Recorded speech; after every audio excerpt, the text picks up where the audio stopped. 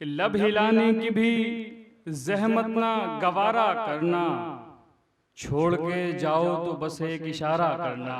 ایک دن تمہارے ہی سر پہ چڑھ کے بولیں گے، بے وقوف لوگوں کو ہوشیار مت کرنا۔ اونچائی بہت دیر تلک ساتھ نہ دے گی۔ سمجھ گئے شعر؟ سمجھ گئے آپ جلدی کہ کہ لب ہلانے کی بھی زحمت نہ گوارا کرنا۔ سنیے گا کہ لب ہلانے کی بھی زحمت نہ گوارا کرنا، چھوڑ کے جاؤ تو بس ایک اشارہ کرنا۔ چھوڑ کے جاؤ تو بس ایک اشارہ کرنا۔ لب ہلانے کی بھی زحمت نہ گوارا کرنا، چھوڑ کے جاؤ تو بس ایک اشارہ کرنا۔ جو یہاں بات سن کے وہاں کہتے ہوں، جو یہاں بات کوئی سن کے وہاں کہتے ہوں، ایسے لوگوں سے ضروری ہے کنارہ کرنا۔ ایسے لوگوں سے ضروری ہے کنارہ کرنا۔ بہت بہت شکریہ دوستو۔ چند شعر اور حاضر کرتا ہوں، ترنم میں پڑھ لیتا ہوں تھوڑا بہت، میں چاہتا ہوں کہ ترنم میں حاضر کروں۔ سنیے گا ڈاکٹر صاحب رضوان صاحب، میں حاضر کرتا ہوں، سنیے کہ ہر وقت سوچتا ہوں میں اس شخص کو نوید، کہ ہر وقت سوچتا ہوں میں اس شخص کو نوید، کہ دل میں دماغ و ذہن میں اس کا خیال ہے، کہ دل میں دماغ و ذہن میں اس کا خیال ہے۔ وہ پاس تھا تو اس سے نہ کہہ پایا حال دل، وہ پاس تھا تو اس سے نہ کہہ پایا حال دل، اب وہ چلا گیا ہے تو بے حد ملال ہے۔ اب وہ چلا گیا ہے تو بے حد ملال ہے۔ اور دوستو یہ بھی شعر حاضر کرتا ہوں، سنیے گا چار مصرے۔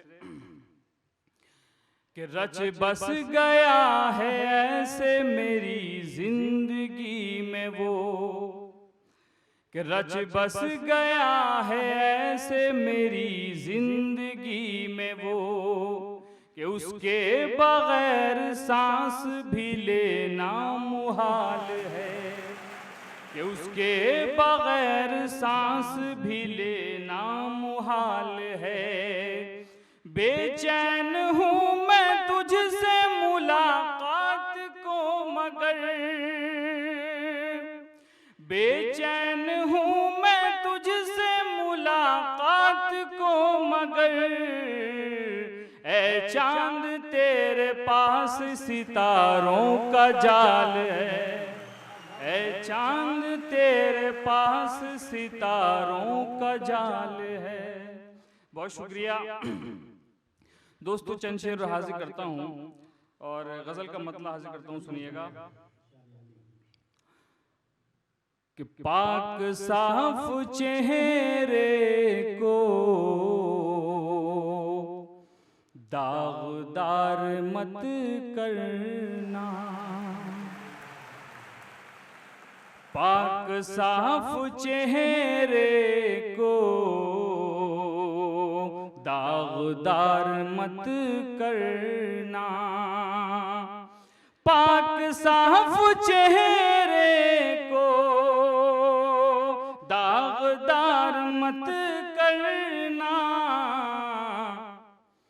بے قرار آنکھوں کو اشک بار مت کرنا۔ بہت شکریہ کہ بے قرار آنکھوں کو اشک بار مت کرنا۔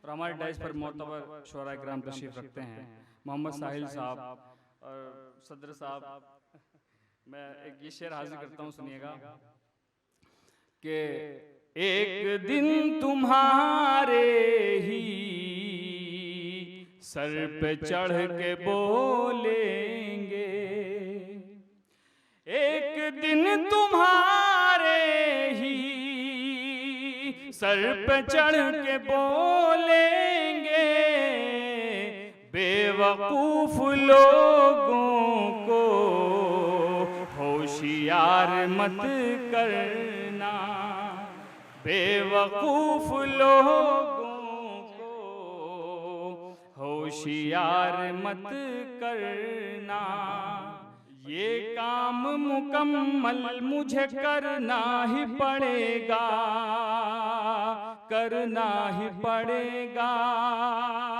یہ کام مکمل مجھے کرنا ہی پڑے گا، یہ کام مکمل مجھے کرنا ہی پڑے گا، کرنا ہی پڑے گا، زندہ ہوں تو ایک روز تو مرنا ہی پڑے گا، مرنا ہی پڑے گا۔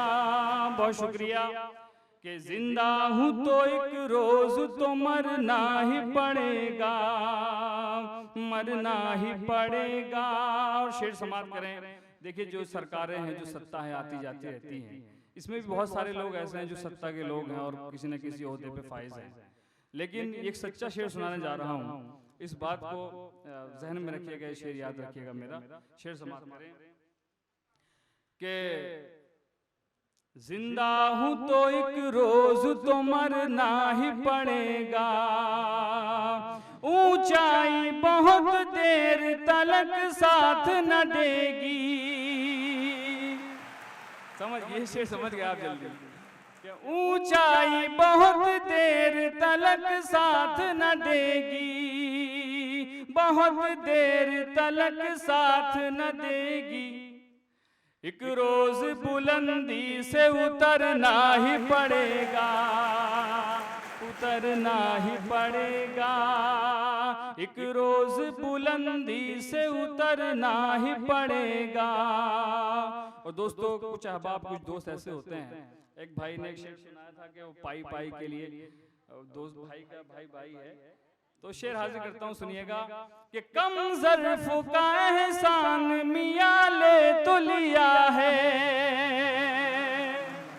کم ظرف کا احسان میاں لے تو لیا ہے، میاں لے تو لیا ہے، جرمانہ بس جرم کا بھرنا ہی پڑے گا،